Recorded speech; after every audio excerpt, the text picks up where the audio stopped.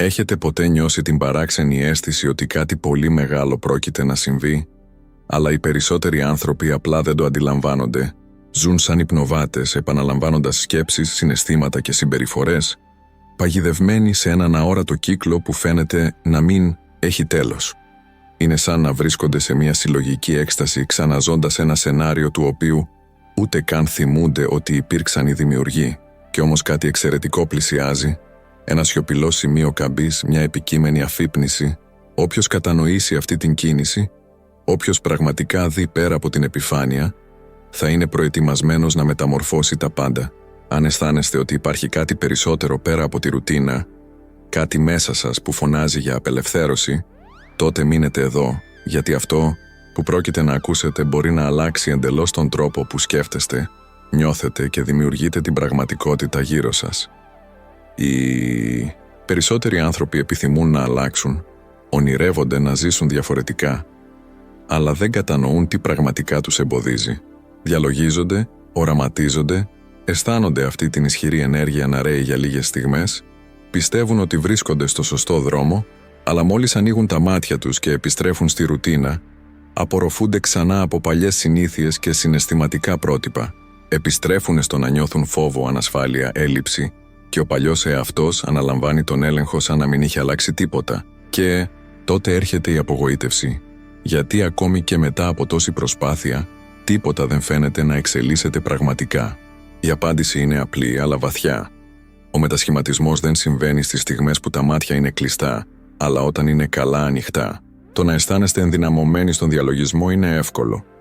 Η πραγματική πρόκληση είναι να διατηρήσετε αυτή την ανυψωμένη κατάσταση όταν προκύπτουν οι προκλήσεις της καθημερινότητας. Εάν το μυαλό επιστρέφει στον φόβο, στην αμφιβολία, στον περιορισμό, το σώμα υπακούει σαν να ζούσε τα πάντα ξανά. Η διαφορά μεταξύ παρελθόντος και παρόντος εξαφανίζεται και ο κύκλος επαναλαμβάνεται. Εάν αυτό δεν διακοπεί συνειδητά, η θεραπεία και η πραγματική αλλαγή θα παραμείνουν μακριά. Και αυτός είναι ο λόγος για τον οποίο τόσοι πολλοί άνθρωποι που αντιμετωπίζουν επίμονες ασθένειες λένε «Ένιωσα να θεραπεύομαι, κατά τη διάρκεια του διαλογισμού, ήμουν σίγουρος ότι άλλαζα, αλλά η ασθένεια συνεχίζεται». Αυτό που δεν αντιλαμβάνονται είναι ότι όταν επιστρέφουν στην καθημερινή ζωή, επιστρέφουν επίσης συναισθηματικά στην ταυτότητα που δημιούργησε αυτή την κατάσταση. Το σώμα είναι ακόμα δεμένο με το παρελθόν, αντιδρώντας με βάση παλιά συναισθήματα, και αυτό είναι που διατηρεί το μοτίβο ζωντανό. Ωστόσο, κάτι αρχίζει να μεταμορφώνεται όταν το άτομο ξυπνάει σε αυτόν τον κύκλο.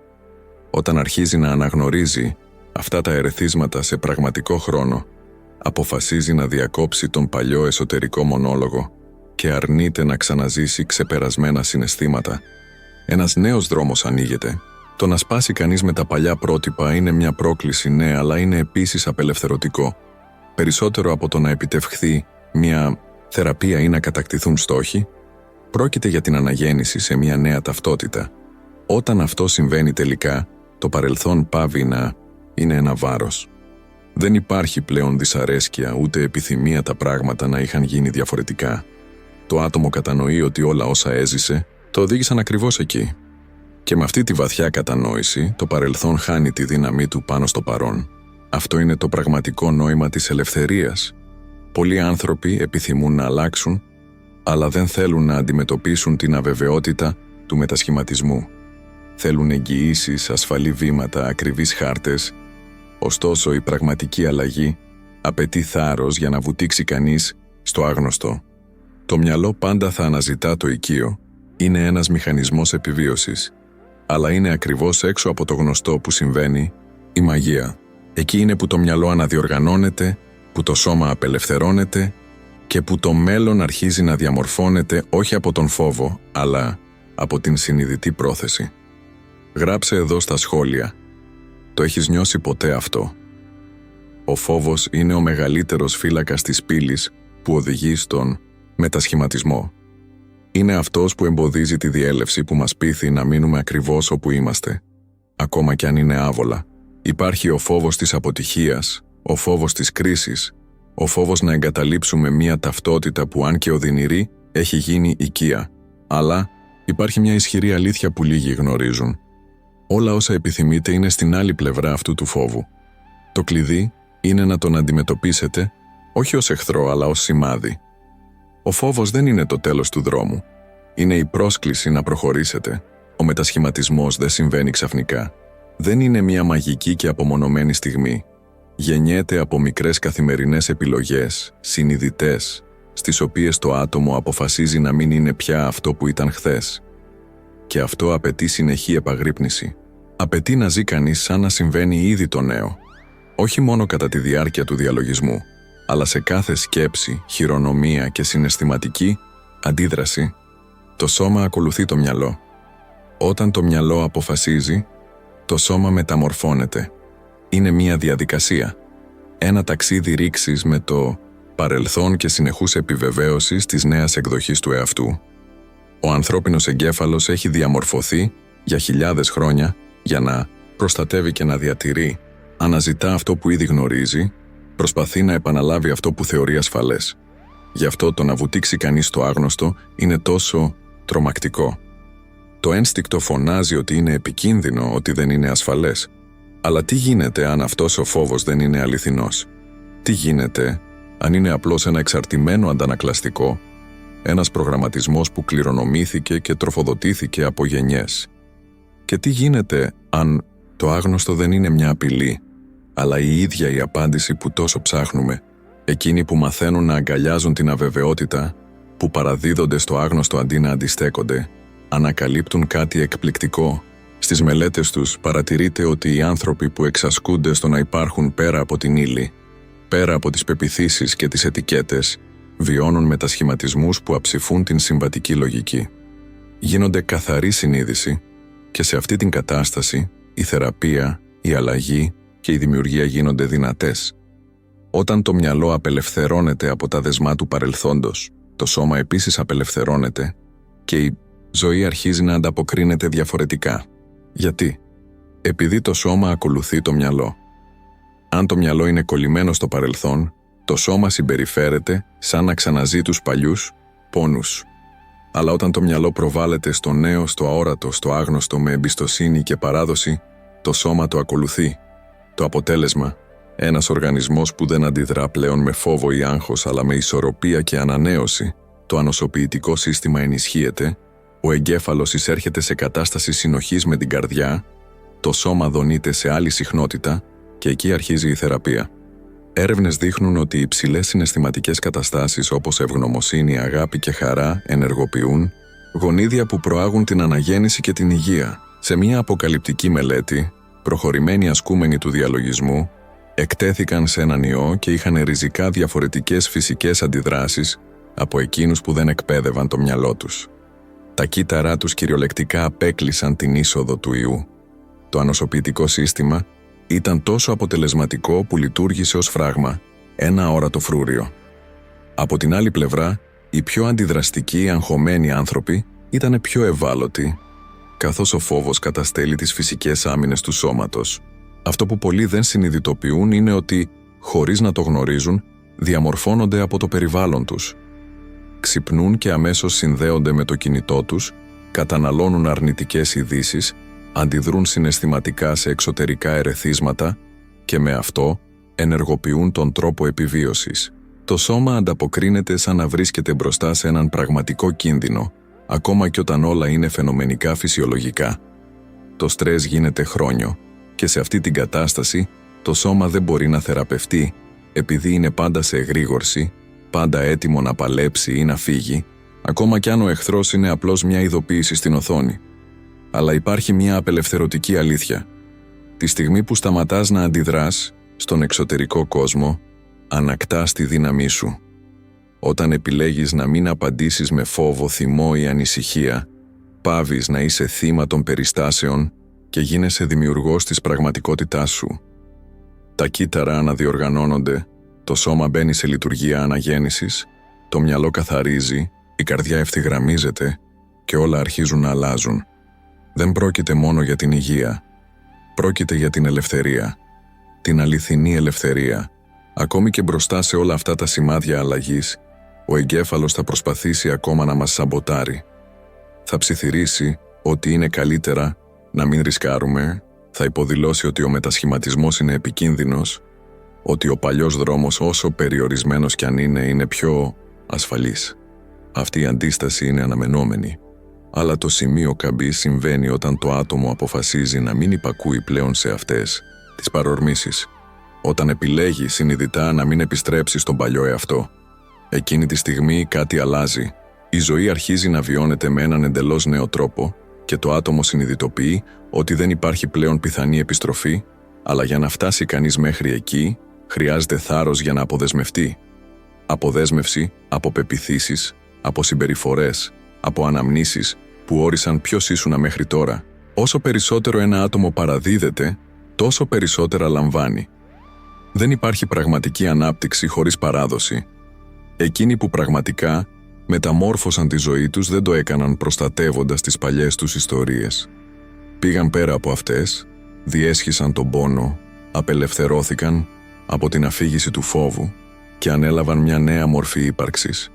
Εκπαίδευσαν το μυαλό τους να λειτουργεί σε μια κατάσταση ανοίγματος, ευγνωμοσύνης και δυνατότητας και αυτό τους οδήγησε σε ένα νέο επίπεδο ύπαρξης. Οι περισσότεροι άνθρωποι πιστεύουν ότι ο εξωτερικός κόσμος διαμορφώνει την πραγματικότητά τους. Νομίζουν ότι τα γεγονότα, οι περιστάσεις και οι άνθρωποι γύρω τους καθορίζουν πώς νιώθουν και πώς ζουν. Αλλά η αλήθεια είναι άλλη. Είναι το μυαλό που σχεδιάζει την πραγματικότητα. Μια μοναδική σκέψη που επαναλαμβάνεται συχνά γίνεται μια απόφαση. Αυτή η απόφαση δημιουργεί μια δράση, η οποία δημιουργεί μια εμπειρία, η οποία με τη σειρά της προκαλεί ένα συναίσθημα. Και αυτό το συναίσθημα ενισχύει την αρχική σκέψη, δημιουργώντας έναν ισχυρό και συχνά ασυνείδητο κύκλο. Γι' αυτό είναι τόσο δύσκολο να αλλάξει κανείς. Επειδή το να σπάσει αυτόν τον κύκλο απαιτεί να πάει πέρα από το γνωστό. Απαιτεί να περπατήσει εκεί που δεν υπάρχουν χάρτες. Όταν το άτομο αποφασίζει να αλλάξει, ο εγκέφαλος πυροδοτεί σήματα κινδύνου. Το σώμα αντιδρά με δυσφορία, ο φόβος εντείνεται. Δεν είναι σύμπτωση ότι τόσοι πολλοί εγκαταλείπουν ακριβώς σε αυτό το σημείο.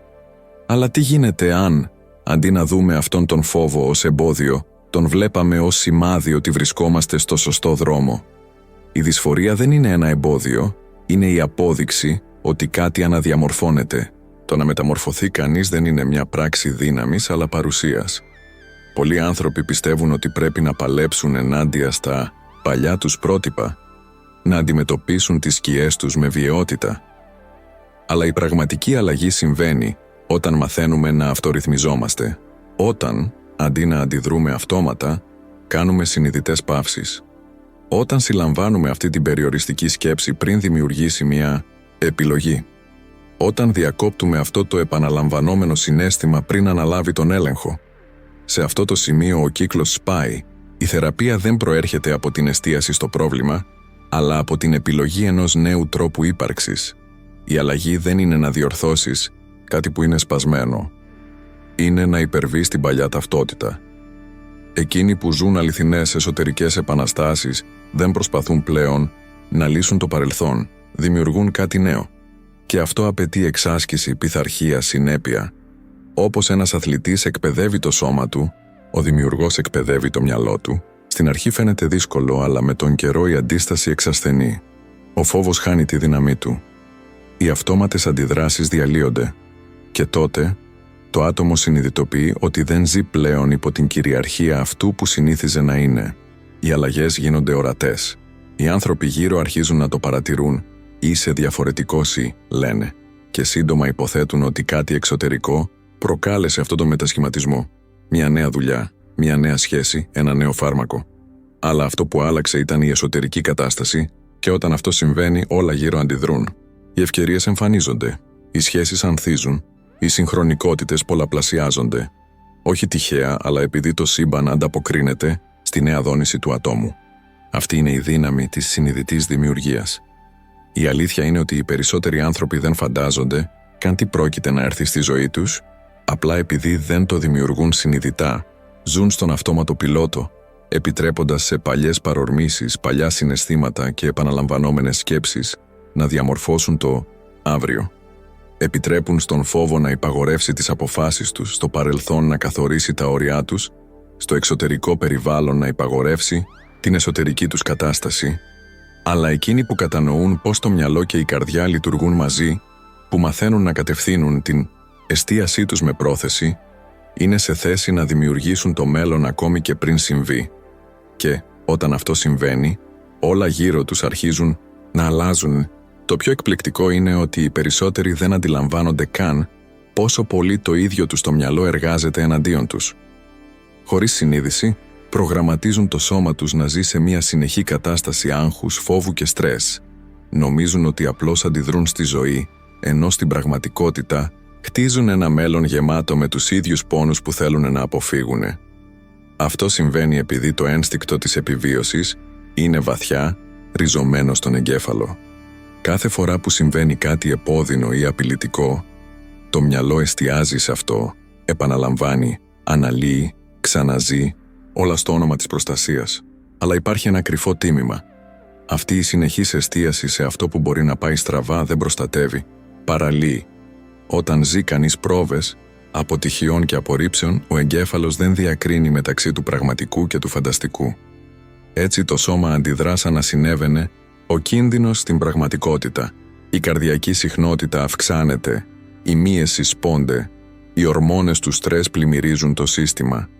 Σιγά σιγά αυτή η κατάσταση γίνεται η νέα κανονικότητα. Το άγχος που ξεκίνησε ως σκέψη γίνεται συνήθεια. Το άτομο ξυπνάει κάθε μέρα περιμένοντας το χειρότερο. Κουβαλά ένταση στους ώμους, αμφιβολία στο στήθος και ανησυχία στα μάτια. Όχι για το παρόν, αλλά για ένα μέλλον που δεν έχει καν φτάσει, αλλά που ήδη χτίζεται νοητικά. Και η επιστήμη το επιβεβαιώνει αυτό. Το να ζει κανείς σε συνεχή στρες εξασθενεί το ανοσοποιητικό σύστημα, επιταχύνει τη γύρανση και βλάπτει τη λειτουργία του εγκεφάλου. Ο τρόπος επιβίωσης εμποδίζει τη δημιουργικότητα, κλείνει εσωτερικές πόρτες, μπλοκάρει τη διαίσθηση. Η ζωή μετατρέπεται σε μια συνεχή αντίδραση. Και αυτό είναι το παράδοξο. Προσπαθώντας να αποφύγουν τον πόνο, οι άνθρωποι δημιουργούν περισσότερο πόνο. Γίνονται εθισμένοι στο στρες, χωρίς να το συνειδητοποιούν.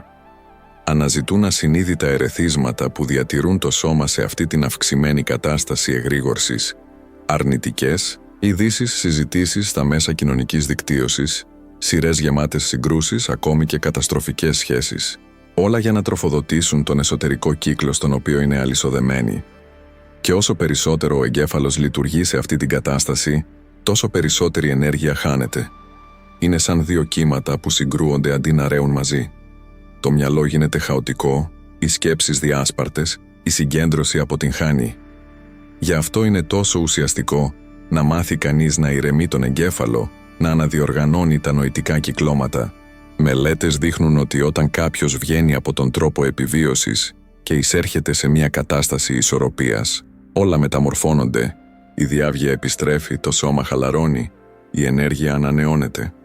Εγκεφαλικές τομογραφίες αποκαλύπτουν ότι, αλλάζοντας την εστίαση και τα συναισθήματα, ο εγκέφαλος περνά από το χάος στη συνοχή, από το θόρυβο στην αρμονία.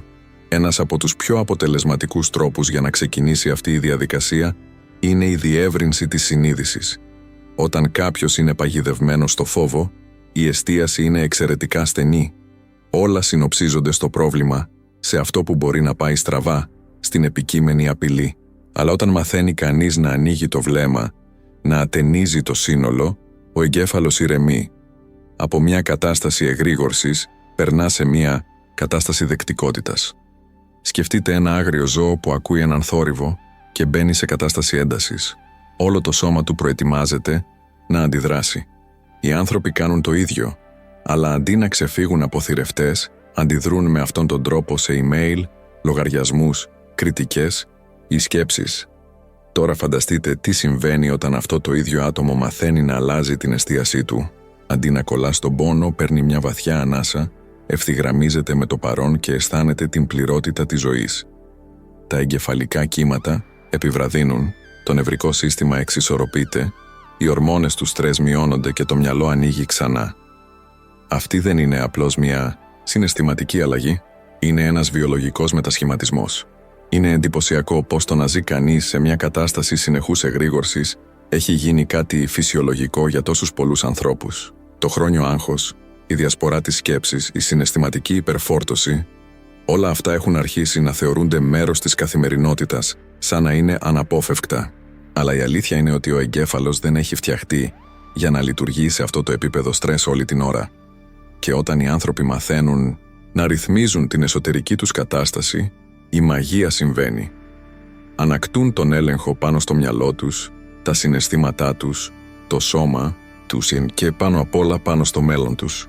Επειδή το μέλλον δεν δημιουργείται με φόβο. Δεν γεννιέται από το στρες, την αμφιβολία, την ανησυχία. Δημιουργείται μέσω της διάβγειας, της πρόθεσης και της συνείδησης. Και όταν ένα άτομο μαθαίνει να βγαίνει από τον τρόπο επιβίωσης, αποκτά πρόσβαση στην αληθινή του δύναμη. Τη δύναμη να δημιουργήσει τη δική του πραγματικότητα με συνειδητό τρόπο. Αυτή είναι η αλήθεια που λίγοι γνωρίζουν. Δεν είμαστε εδώ μόνο για να αντιδράσουμε στη ζωή, αλλά για να τη διαμορφώσουμε, για να συμμετάσχουμε ενεργά στην οικοδόμηση του δικού μας πεπρωμένου. Οι περισσότεροι, ωστόσο, εξακολουθούν να ζουν παγιδευμένοι σε επαναλαμβανόμενους κύκλους. Αντιδρούν με τον ίδιο τρόπο στα ίδια ερεθίσματα, ξαναζούν τους ίδιους πόνους, ταυτίζονται με τους ίδιους φόβους. Αλλά όλα αυτά μπορούν να επαναπρογραμματιστούν. Όταν αναγνωρίζετε ένα ασυνείδητο μοτίβο, δεν κυριαρχείστε πλέον από αυτό, έχετε πλέον επιλογή, και αυτό είναι το κλειδί της ελευθερίας. Να αντιλαμβάνεστε τις παλιές νοητικές εντολές πριν οδηγήσουν τις πράξεις σας και να τις αντικαθιστάτε με μια νέα πρόθεση, με μια συνειδητή απόφαση. Για να γίνει αυτό χρειάζεται εκπαίδευση. Το μυαλό, όπως και το σώμα, χρειάζεται να ασκηθεί. Αν κάποιος έχει περάσει χρόνια πιστεύοντας ότι δεν είναι ικανός, ότι δεν είναι αρκετός, ότι δεν είναι άξιος, αυτή η πεποίθηση έχει γίνει μια βιολογική αλήθεια. Η αλλαγή συμβαίνει όταν αυτός ο άνθρωπος αρχίζει να οραματίζεται τον εαυτό του να έχει επιτυχία, να αντιμετωπίζει τις προκλήσεις με θάρρος, να αισθάνεται ευγνωμοσύνη ακόμη και πριν οι ευλογίες υλοποιηθούν. Όταν αρχίζει να εκπαιδεύει τον εγκέφαλο και την καρδιά για να εμπιστεύονται, για να ενεργούν με αυτοπεποίθηση, για να περιμένουν το καλύτερο. Το σώμα ακολουθεί αυτή τη νέα κατεύθυνση. Οι καρδιακοί παλμοί εξισορροπούνται, τα επίπεδα στρες μειώνονται, το μυαλό διαβγάζει και, το πιο σημαντικό, οι δράσεις αλλάζουν. Το άτομο αρχίζει να συμπεριφέρεται διαφορετικά, όχι πλέον επηρεασμένο από το φόβο, αλλά οθούμενο από την εμπιστοσύνη. Και αυτό είναι πραγματικό, είναι μετρήσιμο. Μελέτες με εγκεφαλικές τομογραφίες δείχνουν ότι όσοι ασκούν την αλλαγή της συναισθηματικής κατάστασης βιώνουν φυσικούς μετασχηματισμούς. Τα εγκεφαλικά κύματα γίνονται πιο οργανωμένα, οι καρδιακοί ρυθμοί εισέρχονται σε συνοχή και το σώμα επαναπρογραμματίζεται να λειτουργεί με περισσότερη ισορροπία, δύναμη και σταθερότητα. Λίγοι κατανοούν πόσο πραγματικά ισχυροί είναι. Έχουν συνηθίσει τόσο πολύ να ζουνε σε αντιδραστικό τρόπο που έχουν ξεχάσει ότι έχουν στα χέρια τους την ικανότητα να επανασχεδιάσουν την πραγματικότητά τους. Νομίζουν ότι η ζωή συμβαίνει σε αυτούς, ενώ στην πραγματικότητα συμβαίνει από αυτούς. Αλλά τη στιγμή που ένα άτομο κατανοεί αυτή την αλήθεια, όλα μεταμορφώνονται, πάβει να ζει ως θύμα του παρελθόντος και γίνεται συγγραφέας του μέλλοντος. Και σε αυτή τη νέα κατάσταση, οι ευκαιρίες εμφανίζονται, οι σχέσεις βαθαίνουν, το σώμα ενδυναμώνεται, το μυαλό οξύνεται, ή όχι τυχαία, αλλά από πρόθεση. Όταν ο εσωτερικός κόσμος αλλάζει, ο εξωτερικός τον ακολουθεί. Αυτός είναι ένας από τους πιο ισχυρούς νόμους της συνειδητής δημιουργίας. Οι άνθρωποι πιστεύουν ότι πρέπει να αλλάξουν τον κόσμο γύρω τους για να νιώσουν καλά, αλλά το αντίθετο είναι αλήθεια. Τη στιγμή που προσαρμόζουν την εσωτερική τους κατάσταση, σκέψεις, συναισθήματα, ενέργεια, όλα γύρω αρχίζουν να αντανακλούν αυτή τη νέα δόνηση. Και αυτό δεν είναι μυστικισμός, είναι επιστήμη, είναι βιολογία, είναι φυσική, είναι εφαρμοσμένη πνευματικότητα. Οι περισσότεροι άνθρωποι δεν έχουν ιδέα πώς οι συναισθηματικές τους αντιδράσεις διαμορφώνουν σιωπηλά ολόκληρη τη δομή της ζωής τους. Πιστεύουν ότι αυτό που νιώθουν είναι απλώς μια φυσική αντίδραση, αλλά δεν συνειδητοποιούν ότι αυτά τα συναισθήματα έχουν γίνει ριζωμένες βιολογικές συνήθειες. Είναι τόσο συνηθισμένοι να ζουν σε ένταση, σε απογοήτευση ή σε άγχος που έχουν αρχίσει να το αποκαλούν προσωπικότητα. Ωστόσο, όλα αυτά μπορούν να αποδομηθούν. Αυτό που έχει τεθεί υπό όρους μπορεί να επαναπρογραμματιστεί. Αλλά, για να γίνει αυτό, απαιτείται μια νέα κατανόηση. Η πραγματικότητα που ζείτε είναι ένας καθρέφτης αυτού που συμβαίνει μέσα σας. Ο τρόπος επιβίωσης μας κρατά σε 3 πυλώνες: σώμα, περιβάλλον και χρόνο. Ο εγκέφαλος, όταν αντιλαμβάνεται απειλή, πραγματική ή φανταστική, ενεργοποιεί αμυντικά συστήματα που μας κάνουν να εστιάσουμε σε αυτά τα τρία σημεία. Η προσοχή στρέφεται στο σώμα, αναζητώντας συμπτώματα και εντάσεις. Στο περιβάλλον, κυνηγώντας κινδύνους ή κρίσεις. Και στο μέλλον, προβλέποντας προβλήματα. Αυτό είναι χρήσιμο σε πραγματικές καταστάσεις έκτακτης ανάγκης. Αλλά το πρόβλημα είναι ότι οι περισσότεροι άνθρωποι ζουν σε μια συνεχή κατάσταση έκτακτης ανάγκης, ακόμη και όταν δεν συμβαίνει τίποτα πραγματικά απειλητικό.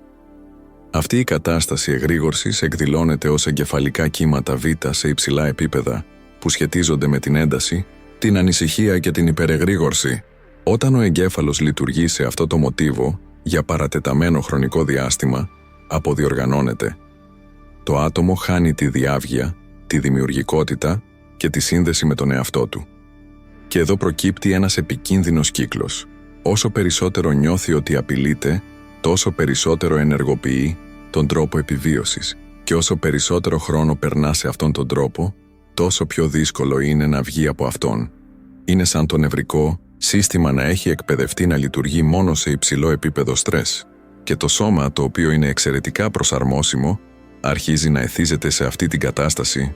Ναι, να εθίζεται βιολογικά στο στρες. Οι αδένες απελευθερώνουν ορμόνες όπως η κορτιζόλη και η αδρεναλίνη σε περίσσια και ο οργανισμός αρχίζει να χρειάζεται αυτές τις κορυφώσεις για να λειτουργήσει. Και τότε, ασυνείδητα, το άτομο αρχίζει να αναζητά καταστάσεις που τροφοδοτούν αυτόν τον εθισμό. Συγκρούσεις, επίγοντα περιστατικά, δράματα. Ακόμη και όταν όλα είναι ήρεμα, το μυαλό δημιουργεί ανησυχίες. Αυτό εξηγεί γιατί ορισμένοι άνθρωποι ζουν σαν να βρίσκονται πάντα στα πρόθυρα κάτι καταστροφικού ακόμη και όταν όλα είναι εντάξει. Αυτός ο τύπος νοητικής και συναισθηματικής λειτουργίας κλέβει ζωτική ενέργεια. Φανταστείτε ένα ποτάμι του οποίου τα νερά θα έπρεπε να ρέουν σε αρμονία, αλλά που επειδή είναι φραγμένο δημιουργεί στροβίλους που αλληλοαναιρούνται. Έτσι είναι ο εγκέφαλος όταν βρίσκεται σε ασυνέπεια. Οι σκέψεις και τα συναισθήματα συγκρούονται, το σύστημα απορριθμίζεται και η ενέργεια που θα μπορούσε να χρησιμοποιηθεί για να δημιουργήσει, να θεραπεύσει και να μεταμορφώσει σπαταλιέται. Γι' αυτό τόσοι πολλοί άνθρωποι αισθάνονται εξαντλημένοι ακόμη και χωρίς να έχουν κάνει σωματική προσπάθεια. Η κούραση προέρχεται από το εσωτερικό χάος, αλλά υπάρχει ένας δρόμος επιστροφής. Όταν μαθαίνουμε να ρυθμίζουμε την εσωτερική μας κατάσταση, αποκαθιστούμε την χαμένη αρμονία. Το μυαλό αναδιοργανώνεται, το σώμα χαλαρώνει, η καρδιά βρίσκει έναν νέο ρυθμό. Και αυτό μπορεί να ξεκινήσει με κάτι απλό, να αλλάξετε την εστίαση. Όταν επεκτείνετε την προσοχή σας πέρα από το πρόβλημα, πέρα από το φόβο, πέρα από την ένταση, ο εγκέφαλος αρχίζει να επιβραδύνει. Τα εγκεφαλικά κύματα βγαίνουν από την υψηλή κατάσταση Β και εισέρχονται σε ένα πιο συνεκτικό μοτίβο. Αυτό ανοίγει χώρο για διορατικότητα, για δημιουργικότητα και για την αληθινή σύνδεση με το τώρα. Το να το σκεφτείτε ως εκπαίδευση βοηθά. Όπως το σώμα δυναμώνει με επαναλαμβανόμενες ασκήσεις, το μυαλό εξισορροπείται με συνειδητή εξάσκηση. Δεν πρόκειται να εξαλείψετε όλες τις αρνητικές σκέψεις ή τα άβολα συναισθήματα, αλλά να μάθετε να τα παρατηρείτε χωρίς να ταυτίζεστε, να διακόψετε το μοτίβο πριν γίνει δράση. Και κυρίως να καλλιεργείτε κάθε μέρα μια νέα κατάσταση ύπαρξης, μια κατάσταση που είναι ευθυγραμμισμένη με το μέλλον που θέλετε να δημιουργήσετε και όχι με το παρελθόν που θέλετε να αφήσετε πίσω. Φανταστείτε για μια στιγμή να ζείτε σε μια κατάσταση δημιουργίας και όχι πλέον αντίδρασης. Να βγείτε από την παγίδα του τι θα πάει στραβά τώρα και να αρχίσετε να ζείτε με την προσδοκία ότι κάτι απίστευτο πρόκειται να συμβεί. Αυτή η αλλαγή δεν είναι ουτοπία. Είναι πρακτική. Είναι η επιστήμη σε συνδυασμό με την πνευματικότητα. Ξεκινά όταν αποφασίζετε να θυμάστε κάθε μέρα ποιος θέλετε να γίνετε. Δεν πρόκειται μόνο να σκέφτεστε θετικά, αλλά να αισθάνεστε, να ενεργείτε και να ζείτε σαν αυτή τη νέα εκδοχή του εαυτού σας μέχρι αυτό το νέο εγώ να γίνει η φυσική σας κατάσταση ύπαρξης. Ο λόγος για τον οποίο τόσοι πολλοί άνθρωποι ξεχνούν τα οράματα και τις προθέσεις τους είναι απλός. Ο εγκέφαλος έχει προγραμματιστεί κατά τη διάρκεια της εξέλιξης να δίνει προτεραιότητα στις απειλές. Στο παρελθόν αυτό ήταν ζωτικής σημασίας για την επιβίωση. Η αγνόηση ενός πραγματικού κινδύνου θα μπορούσε να σημαίνει θάνατο. Αλλά σήμερα, αυτός ο ίδιος μηχανισμός κάνει το μυαλό να προσκολάται σε αυτό που πήγε στραβά, σε αυτό που πονάει, σε αυτό που απειλεί. Οι αρνητικές εμπειρίες ξαναζούνται αμέτρητες φορές, ενώ οι θετικές απορρίπτονται εύκολα.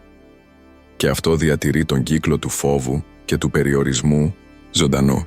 Σκεφτείτε πόσες φορές σε μια μόνο μέρα συμβαίνει κάτι καλό και απλώς περνά απαρατήρητο. Ένας έπαινος, ένα χαμόγελο, μια στιγμή ειρήνης. Και τώρα σκεφτείτε πως ένα μόνο αρνητικό γεγονός είναι ικανό να κυριαρχήσει σε όλη την προσοχή, τη διάθεση, τη συμπεριφορά. Δεν είναι επειδή το αρνητικό είναι πιο δυνατό. Είναι επειδή ο εγκέφαλος έχει εκπαιδευτεί να του δίνει μεγαλύτερη σημασία. Αλλά εδώ είναι τα καλά νέα. Αυτό το μοτίβο μπορεί να επαναπρογραμματιστεί. Είναι δυνατό να εκπαιδεύσετε το μυαλό, να επικεντρωθεί στην ενδυνάμωση, να θυμάται με μεγαλύτερη ένταση τις στιγμές έμπνευσης παρά τις στιγμές πόνου. Αυτό συμβαίνει μέσω της καθημερινής πρακτικής της ευγνωμοσύνης, της οπτικοποίησης, της ενσυνειδητότητας. Η συχνή ανάμνηση του ποιος θέλετε να είστε και πώς θέλετε να νιώθετε ενισχύει τις εγκεφαλικές συνδέσεις που υποστηρίζουν αυτή τη νέα ταυτότητα. Με τον καιρό αυτό γίνεται πιο πραγματικό από το παλιό εγώ. Η αμφιβολία εξασθενεί, ο φόβος χάνει τη φωνή του και το μέλλον αρχίζει να διαμορφώνεται σύμφωνα με αυτή τη νέα συχνότητα. Δεν πρόκειται να αρνηθείτε την τρέχουσα πραγματικότητα, πρόκειται να επιλέξετε συνειδητά σε ποια πραγματικότητα θα επενδύσετε την ενέργειά σας. Αυτή είναι η διαφορά ανάμεσα σε αυτούς που απλώς επιθυμούν να αλλάξουν και σε αυτούς που πραγματικά αλλάζουν. Εκείνοι που προχωρούν δεν αφήνονται να καταρριφθούν από τις αναποδιές. Δεν αφήνουν ένα παροδικό συναίσθημα να γίνει μια μόνιμη κατάσταση. Γνωρίζουν ότι η διαδικασία είναι συνεχής και γι' αυτό επιμένουν. Τρέφουν το όραμα του μέλλοντος με αυθεντικό συναίσθημα. Υποστηρίζουν αυτή την κατάσταση παρά τις προκλήσεις. Και έτσι σιγά σιγά οι ζωές τους μεταμορφώνονται. Οι ευκαιρίες αρχίζουν να εμφανίζονται όχι από τύχη, αλλά από συντονισμό. Η ενέργεια που εκπέμπουν προσελκύει συμβατές εμπειρίες. Οι σχέσεις τους γίνονται πιο αρμονικές, η υγεία βελτιώνεται, το μυαλό γίνεται πιο ξεκάθαρο, όλα αυτά επειδή επέλεξαν να ζήσουν ευθυγραμμισμένοι με την υψηλότερη εκδοχή του εαυτού τους. Δεν περιμένουν την αλλαγή να συμβεί για να αισθανθούν καλά, αισθάνονται καλά για να συμβεί η αλλαγή. Και αυτό τελικά είναι το μυστικό. Ο εξωτερικός κόσμος είναι απλώς μια αντανάκλαση της εσωτερικής δόνησης. Αλλάξτε τη συχνότητά σας και θα αλλάξετε την πραγματικότητά σας. Σχολιάστε εδώ κάτω. Ποιο συναίσθημα θέλετε να καλλιεργήσετε περισσότερο από σήμερα? Αυτό που λίγοι κατανοούν είναι ότι ο εσωτερικός κόσμος, σκέψεις, συναισθήματα, ενέργεια, είναι ο πραγματικός αρχιτέκτονας της εξωτερικής πραγματικότητας. Πολλοί ζουν πιστεύοντας ότι πρέπει να ελέγχουν τα πάντα γύρω τους για να αισθανθούν καλά. Αλλά συμβαίνει ακριβώς το αντίθετο. Όταν μεταμορφώνεστε μέσα σας, ο κόσμος δεν έχει άλλη επιλογή από το να αντανακλά αυτή την αλλαγή. Και αυτό δεν είναι μεταφορά, είναι αιτία και αποτέλεσμα. Είναι το πώς η πραγματικότητα ανταποκρίνεται στην πιο εσωτερική σας δόνηση. Ένα μεγάλο μέρος των ανθρώπων δεν αντιλαμβάνεται καν τα ασυνείδητα μοτίβα που κυβερνούν τη ζωή τους. Νομίζουν ότι ο τρόπος που αντιδρούν στο στρες, στην απογοήτευση, στην κριτική, είναι μέρος αυτού που είναι. Αλλά δεν είναι. Αυτό είναι εξάρτηση υπό όρους. Είναι επανάληψη. Είναι αυτόματες αντιδράσεις που έχουν εγκατασταθεί με την πάροδο του χρόνου. Και όσο αυτά τα νοητικά προγράμματα δεν διακόπτονται συνειδητά, θα συνεχίσουν να διοικούν τις σκέψεις, τα συναισθήματα και τις αποφάσεις, κρατώντας το άτομο φυλακισμένο στην ίδια ιστορία. Ο τρόπος επιβίωσης είναι η πιο λεπτή φυλακή που υπάρχει. Ο εγκέφαλος σαρώνει το περιβάλλον, εστιάζει στο σώμα, προβάλλεται στο μέλλον, πάντα ψάχνοντας πού βρίσκεται ο κίνδυνος. Αυτό μπορεί να είναι χρήσιμο σε καταστάσεις πραγματικού κινδύνου, αλλά όταν κάποιος ζει έτσι, όλη την ώρα τα εγκεφαλικά κυκλώματα υπερφορτώνονται. Μικροί καθημερινοί στρεσογόνοι παράγοντες αρχίζουν να δημιουργούν δυσανάλογες χημικές αντιδράσεις. Συζητήσεις, προθεσμίες, κριτικές, όλα ενεργοποιούν μια κατάσταση εσωτερικής έκτακτης ανάγκης. Το σώμα πιστεύει ότι αγωνίζεται για τη ζωή, ενώ στην πραγματικότητα ζει απλώς μια ακόμη συνηθισμένη μέρα. Το αποτέλεσμα είναι ένας αποδιοργανωμένος εγκέφαλος, χωρίς ενέργεια, που πηδά από πρόβλημα σε πρόβλημα, χωρίς χώρο για διάβγεια ή δημιουργικότητα. Το νευρικό σύστημα καταρρέει σιωπηλά, το μυαλό χάνει την εστίαση, το σώμα εξαντλείται και τότε έρχεται η μεγάλη απάτη. Το άτομο αρχίζει να σκέφτεται ότι αυτή η κατάσταση είναι φυσιολογική. Αλλά δεν είναι. Είναι κάτι που έχει μάθει. Και αυτό που έχει μάθει μπορεί να απομαθηθεί. Αυτό που έχει επαναληφθεί μπορεί να διακοπεί. Απαιτείται απλώς απόφαση και καθημερινή πρακτική.